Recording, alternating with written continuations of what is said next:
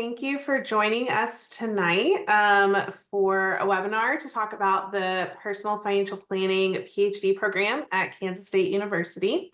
My name is Morgan Graham. I am the Graduate Academic Advisor for the PFP program. So we've got a master's and PhD, we've got some graduate certificates, and I advise all of our graduate students. So happy that you're here tonight.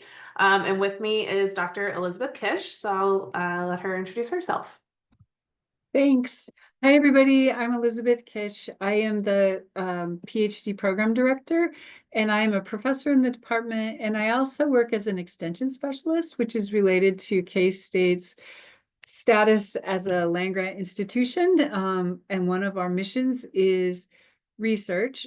Well, 3 missions: research, teaching, and extension. And I work in the extension mission primarily, but I also am involved with the PhD program, which then brings me into research and teaching some too.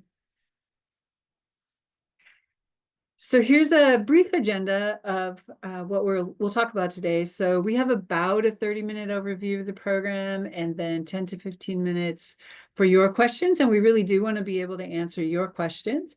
So please ask them.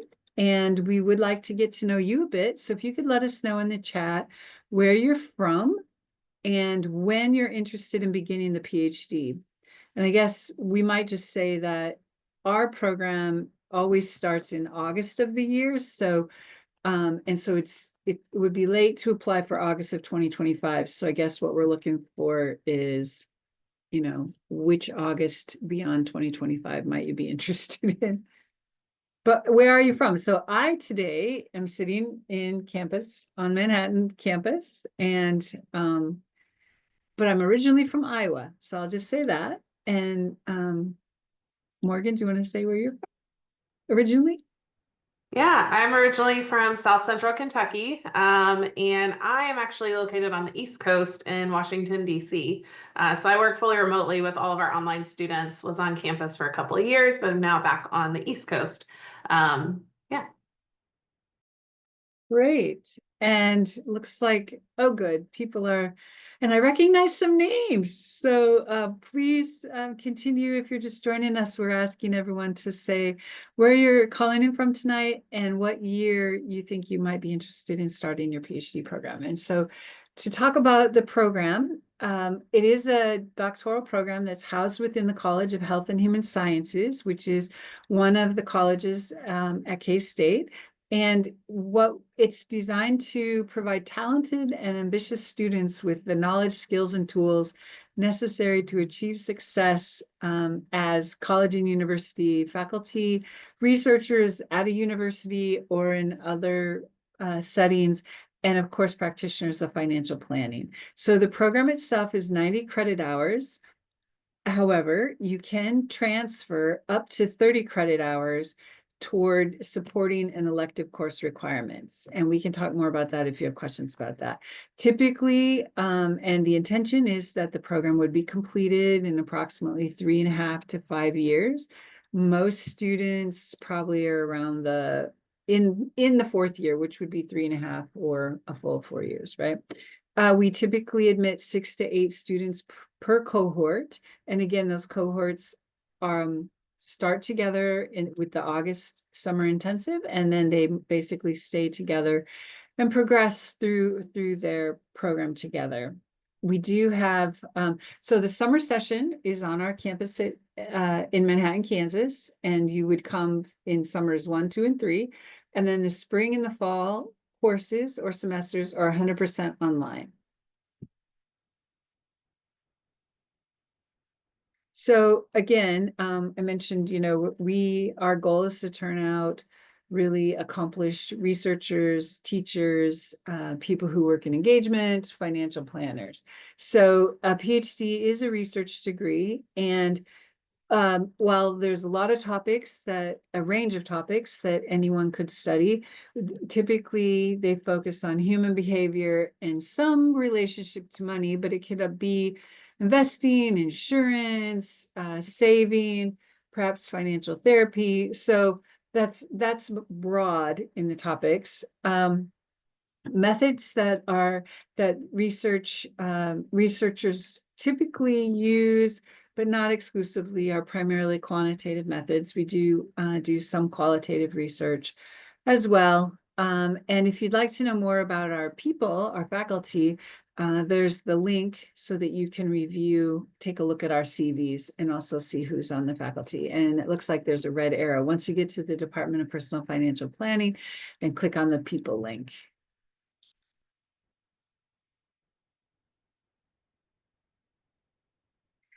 And I'll let you study this in your own time. Oh, sorry. Did you want to say something? Oh, no, you're good. Sorry. Okay. Here's a list of recent dissertations and publications from both K-State students and faculty, and I'll let you just kind of study that. Depending on how your screen is, it might be a little bit small, I'm not sure. So the first bullet talks about bequest and relates to estate planning, then student debt, student loan debt, personal financial management and technology, the relationship between financial education and ultimately financial health, psychology of investor behavior, some work on risk and financial literacy and trust in financial advice seeking. So you can see that we really span the gamut of potential topics in personal financial planning. And I think you can see here, it's really kind of representative of the makeup of our students. And I think that's a question I tend to get a lot of who comprises a PhD program, who's applying, why would someone need to do this? And, a lot of our students, the majority of our students are actively working in personal financial planning in some capacity. Some of them are heads of firms or, working full-time with clients. And in terms of the stage of their career, that will vary. We've got some kind of early professionals, kind of first 5 to 10 years, and kind of mid-stage and even late career professionals that are coming in, but most have been in financial planning enough that they're seeing questions or seeing trends or seeing issues that they want to find answers to. They want to contribute to the body of knowledge to advance the profession of financial planning, or the other side of it, which is wanting to serve clients, to serve people, to serve consumers, which is better understanding behavior, better understanding motivations that are imploring people to behave with their money the way that they do. And so you'll see that represented in the research at K-State. And so again, like Dr. Kish mentioned before, if you go to our website, one of the quickest ways to see just a long list of the research outputs of our program, or output of our program, is if you go to our website, go to About, click on People, and check out the CV of our faculty that are listed. You'll see a lot of papers and publications that are faculty working with our students at the PhD program. So you can get a better sense of the research being done in the PFP program. So kind of shifting over then to look at scheduling and kind of how that's going to work at K-State. So if you and I have emailed before, you may have even seen a copy of this graduation plan that I've screenshotted over here. If you want to see a copy of it so you can look at it on your own time, you can email me and I'm happy to send that to you. But as Dr. Kish mentioned before, so the PhD is 90 credit hours, and there's an opportunity to transfer up to 30 credits into the program. And so those 30 credits are generally going to come from, not even generally, they're going to come from the core CFP content in the elective courses. So if you are coming into the PhD and you have a master's degree, then we can transfer 12 credits for that earned master's degree towards the elective courses. If you're coming in with a master's and a CFP, then that's when you qualify for what we call that block transfer of 30 credits, and that's going to count toward the core CFP content, and you'll see that here at the bottom left, and the electives in the bottom right. But moving up on the graduation plan, and so again, just looking at the schedule, looking at the timing of the degree and what to expect there. So for us, each academic year in the PhD is going to start in the summer, and those are those 2 weeks that are on campus in Manhattan. And if you're not sure where Manhattan, Kansas is, it's on the east side of the state, about 2 hours west of Kansas City. So 2 weeks on campus in August, and you'll be doing 4 credit hours during those 2 weeks. So it's a pretty busy time. Going into the fall and spring, the classes that you see already listed up here, those are going to have fixed timing that students are progressing through with their cohort. And you'll notice that they're going to fall into generally one of three buckets. So research methods, theory, and statistics. Your classes are generally going to be in those areas. So at minimum, what we're looking at for the timeline for courses is going to be 3 years leading up to the preliminary exam or the comprehensive exam. You'll hear us use those terms interchangeably, prelims or comps. In addition to these classes that you see already laid out at the top, then we're going to look kind of here in the middle of this graduation plan where we've got some additional credits that students are going to complete. Those are going to be generally repeated credits, and the timing is going to vary student to student. So PFP 900, the research seminar, this is a 1-credit class that students are completing twice before their preliminary exam. And so this is a class that students are going to meet a few times a month. Again, it's just a 1-credit class. They're going to meet a few times a month for a research presentation from an outside presenter. And the whole purpose of that class is to start exposing students to research. What is included in a research presentation? What methods are people using, and really just getting familiar with the research process. And so that's a 1-credit class students will be completing twice. PFP 808 is the next one, research application, or you'll hear us call that research cluster. This is a 3-credit class that students are repeating 3 times. And this is one where students are going to then start enrolling in courses outside of just their own cohort. So you're going to be working cross cohort there. You're going to be working on a project with the faculty leading the course, for working on a project start to finish, with ultimately the longer term goal of getting a publication out of that project. It's not going to happen within the confines of that 1 semester. Just doesn't happen that fast, but ultimately that is the goal coming out of that research, the research application class. And then we've got their dissertation research hours and proposal. So those are going to happen after the preliminary exam. So when we put it all together, the schedule is going to vary a little bit student to student, but it's pretty prescribed in terms of the flow. And that's where we get to that 3.5 to 5 years that Dr. Kish mentioned before. That's kind of the time frame we're aiming for. As I heard Dr. Kish say at one time, the 3.5 years is if you've really got your skates on. So you're just really, really flying through and just keep your nose to the ground and pushing through. But most often what we're going to see is 4 to 4.5 years is our timeline to graduation. Once we get past 5, then we don't really want to get past 5 years if we can help it. But that's what we're looking at in terms of timeline.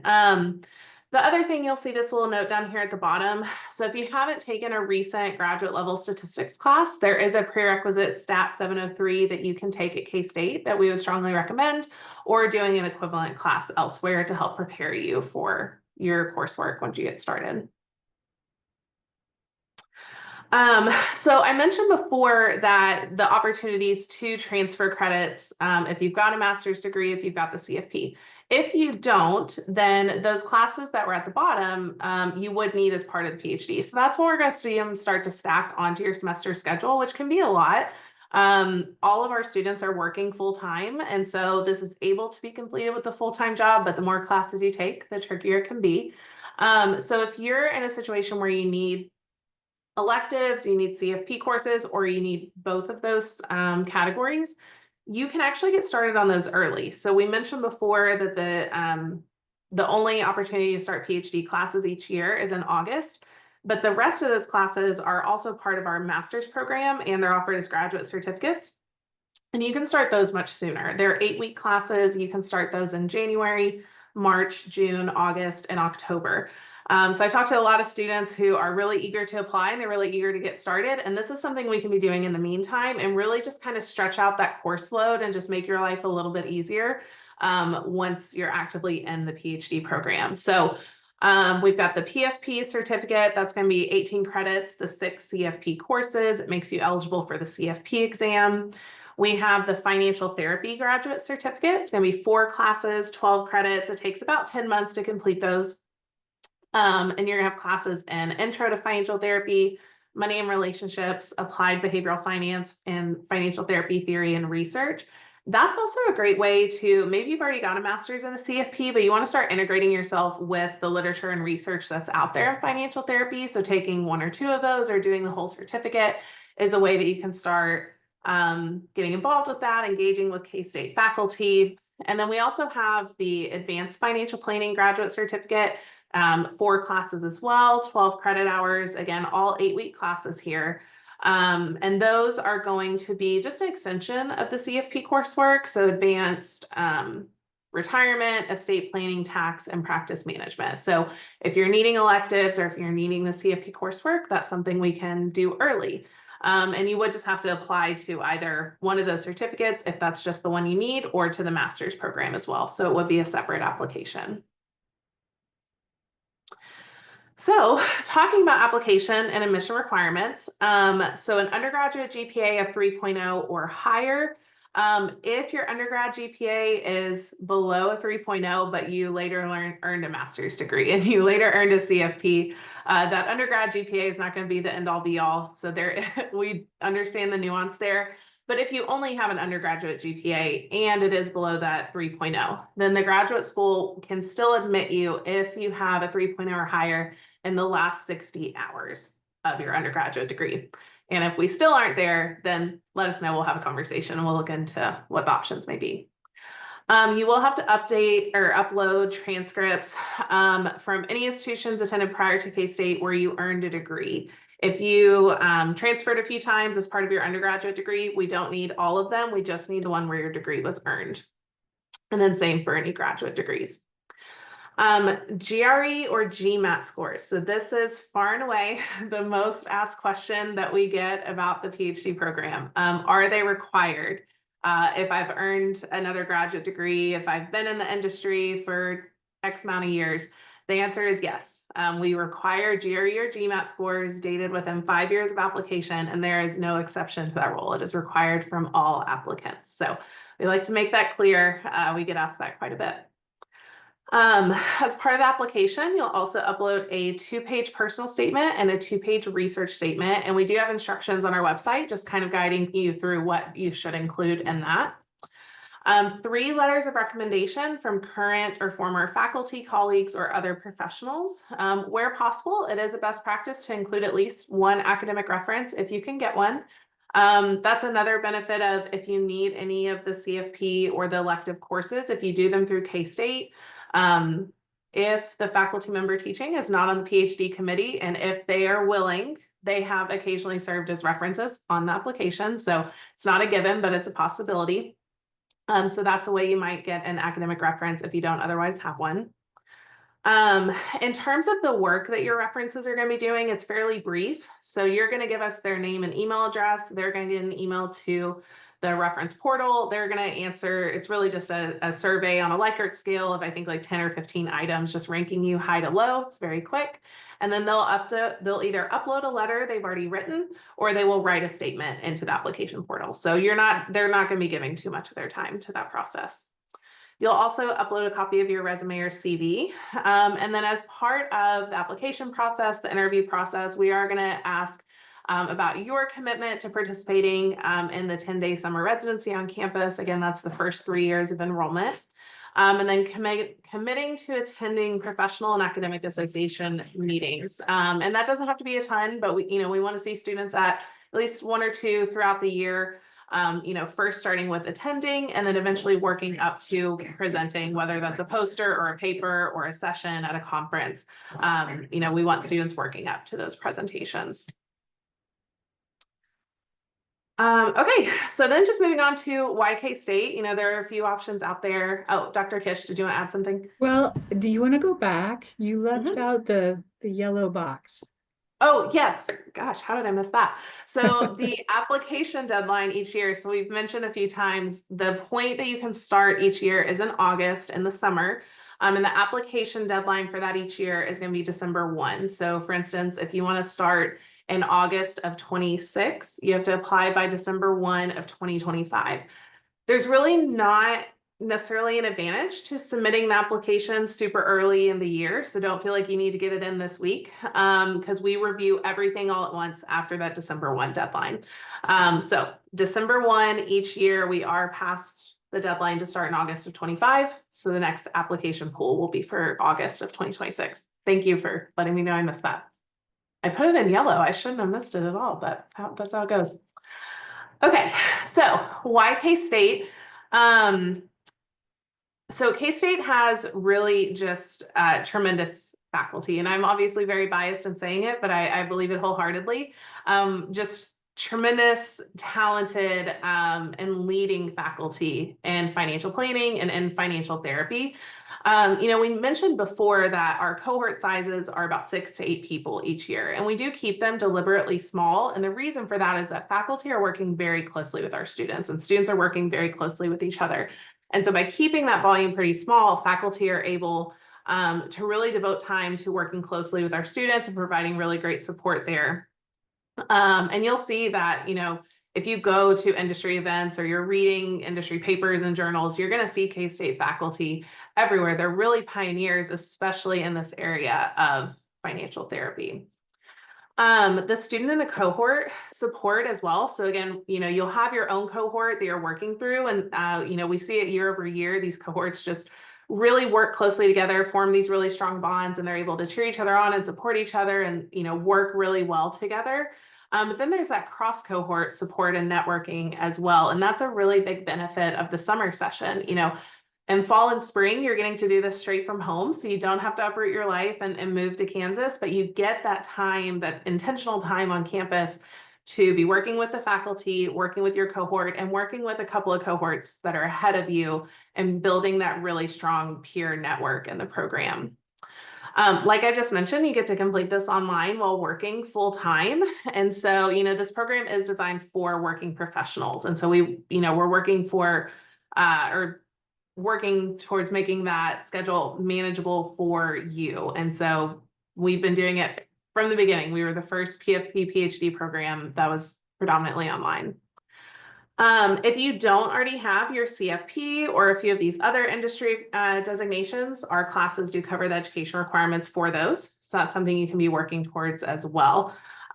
We cover the education requirements. There are some additional requirements from each of those designating organizations, but you can get started on those through the K-State classes. So those are kind of the nuts and bolts that I wanted to go over. Please, if you have questions, enter them in the Q&A, but I'm going to turn it back to Dr. Kish so she can talk about some of our current and past students and what they're doing. Great. And we're really proud of our students, and I think we try to keep connected with them. And as an example, just a couple weekends ago, several of our students were back on campus doing research together, which was fun because we had a college event recognizing, they called it Rising Professionals. And so that was an occasion for then others. We had one awardee and from the PhD program, and then some of fellow students came back to work on research together. So you can see the titles.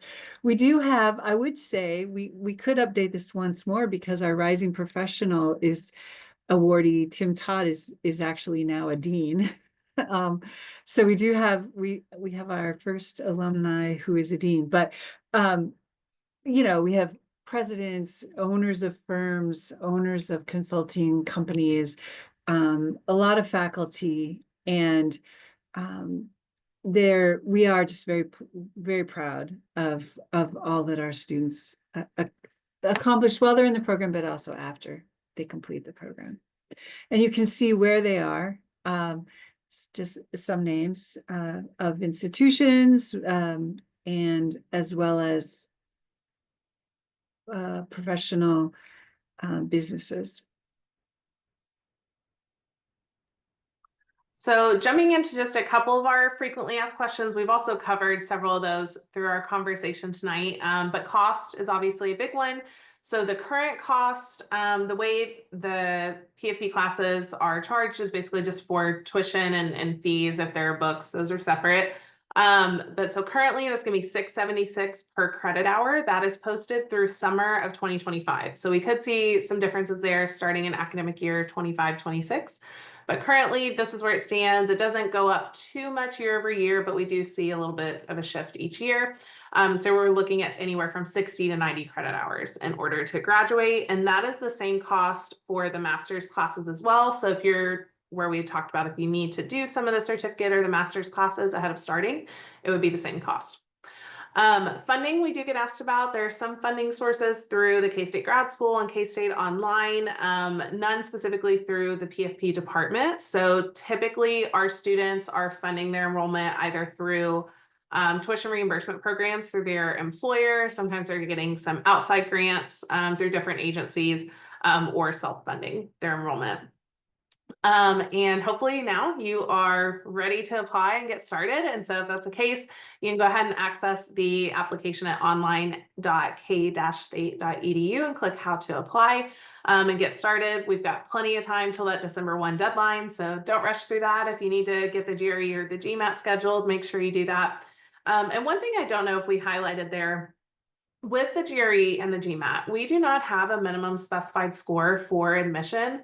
It is considered within the context of the whole application, and it's really just used as a tool to measure readiness for that graduate level study. So we don't have that minimum specified score. We look at it all in context. If you have any questions that come up after tonight, you can contact our department at pfp@ksu.edu, or you can contact K-State online. They're super helpful as well. But I'm also happy to meet with you one-on-one. I know everyone's kind of got their own situation and specific questions. And so that's my Calendly. You can use that to set up an appointment with me at any time. Feel free to use it. So just calendly.com/morgangrahamksu. But I think with that, we are ready to turn it over to you. So if y'all have any questions, please feel free to put them in the chat or in the Q&A. I do see one that's come through, so we'll go ahead and answer that, but please take advantage of that Q&A. Okay, so 2 questions.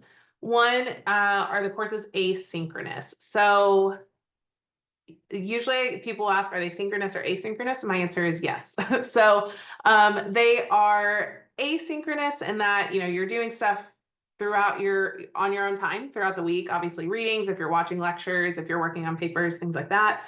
But we do have weekly deadlines, weekly meetings in your classes.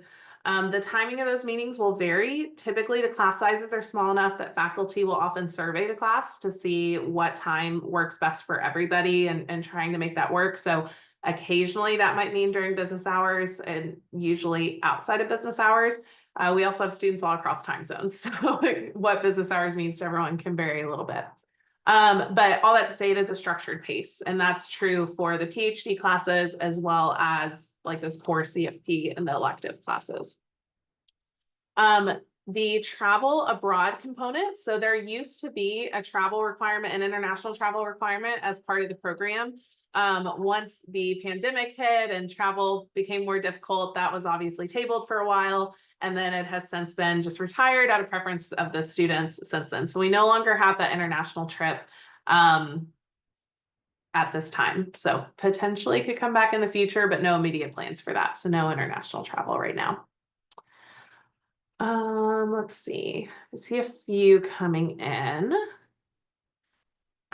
Which month do students meet in the summer? So that's going to be in August. For the first 2-ish weeks, it's going to be in the first half of the month. So the exact start date of that will vary, but it's for 2 weeks in August before the fall semester starts.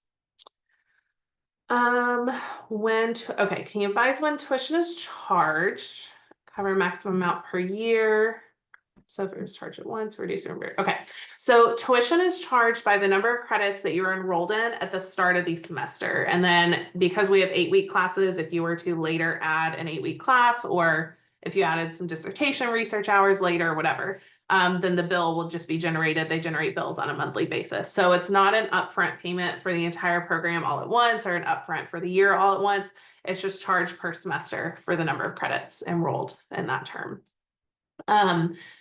There is an option for a tuition installment payment plan, but that is still by semester. But you, instead of having just one big payment at the top of the semester, you can break it into 4 payments, but it's still due by the end of the semester.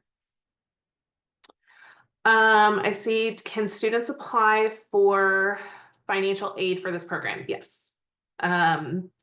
There would be some considerations there in terms of being full-time or part-time, and K-State has financial aid advisors that can talk to you about that.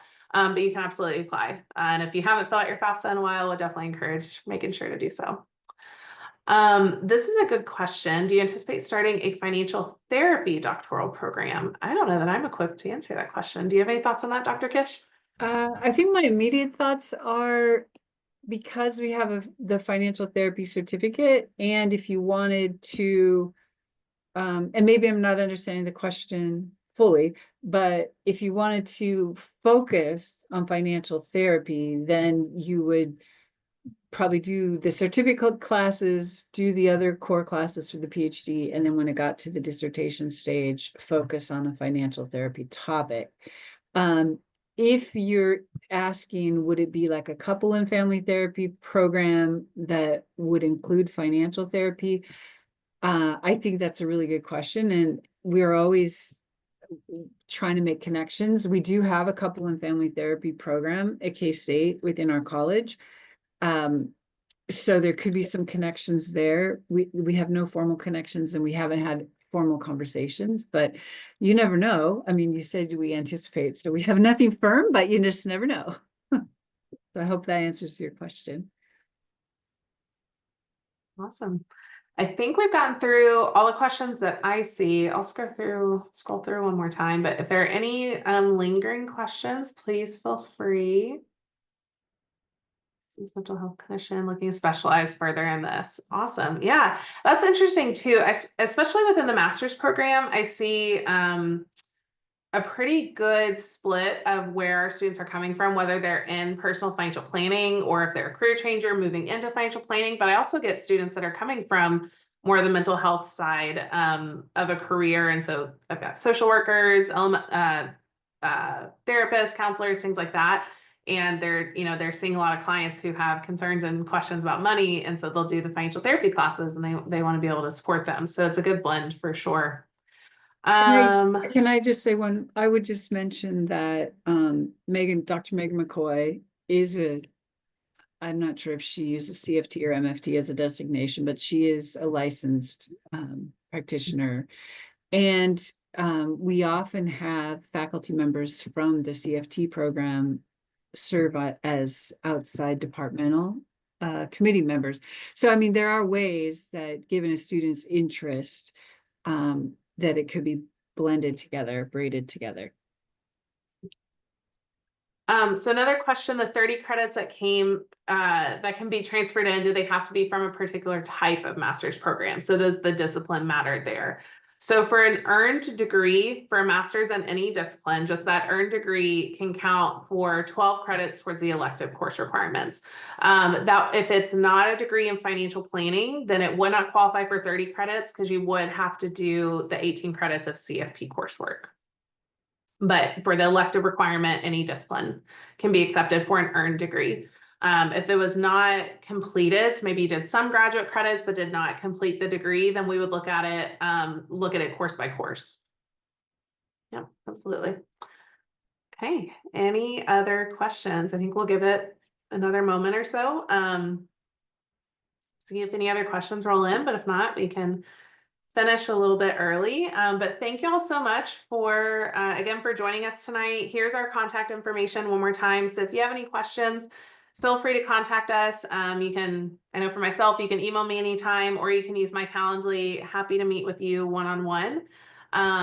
So stay in touch with us. If you're not connected with us on LinkedIn, make sure to add us. It's just K-State Personal Financial Planning Program. And so you can stay kind of in the loop on what our students are doing, application deadlines, things like that. But if there are no more questions, I think we'll go ahead and wrap up. So thank you so much for being here, and I hope everyone has a good night.